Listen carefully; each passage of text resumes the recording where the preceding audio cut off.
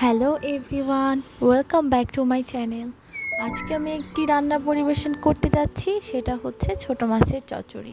অনেকেই বলে কাচকি মাছের চচ্চড়ি। যে যেটাই বলুক না কেন, খেতে কিন্তু খুবই অসাধারণ। আর আমার এই ছোট মাছের চচ্চড়ি গরম ভাতের সাথে খেতে খুবই ভালো লাগে। আপনাদেরও কেমন লাগবে অবশ্যই কমেন্ট বক্সে জানাবেন। তো আর দেরি না করে রান্নায় ফিরে যাই।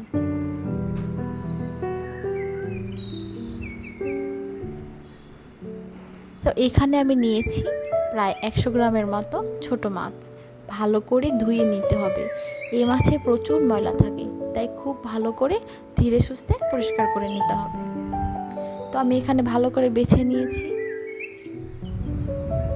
এখন আমি একটি কড়াইতে মাছগুলো নিয়ে নিব। ব্যাস আমার নেওয়া হয়ে গিয়েছে। এখন আমি দিয়ে দিচ্ছি পরিমাণ মতো মরিচের গুঁড়ো। আপনারা কেমন ঝাল খান সেই অনুযায়ী দিতে পারেন।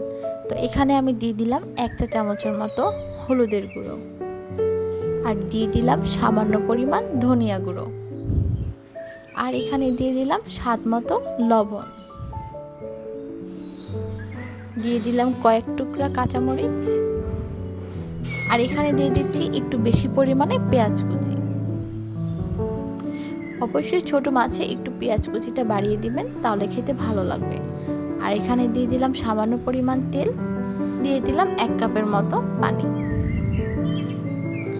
ভালো করে নেড়ে নেব। একটা কথা হচ্ছে, ছোট মাছের চচ্চড়িতে বেশি একটু পানি দিতে হয় না, অল্প পরিমাণের পানি দিলেও হয়, তাতে খুবই ভালো লাগবে খেতে। তো আমি ভালো করে মেখে নিলাম।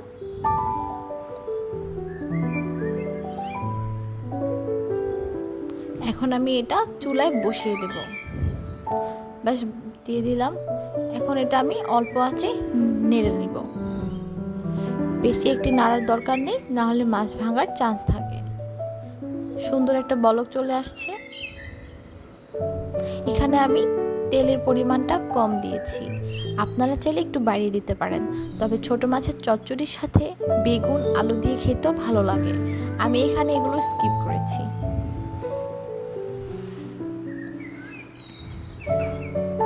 সামান্য পানি টেনে এসেছে এবং আমি ওপাশ ওপাশ ভালো করে নেড়ে নিচ্ছি। তবে বেশি জোরে নাড়তে যাবেন না, মাছ ভাঙার চান্স থাকে। এখন দিয়ে দিচ্ছি কিছু পরিমাণ ধনিয়া গুঁড়ো। ধনিয়া পাতা দিলে খেতে খুবই ভালো লাগে, স্মেলটা সুন্দর আসে। আপনারা এখানে টমেটো দিতে পারেন, তবে আমার হাতের কাছে ছিল না, আমি দিইনি।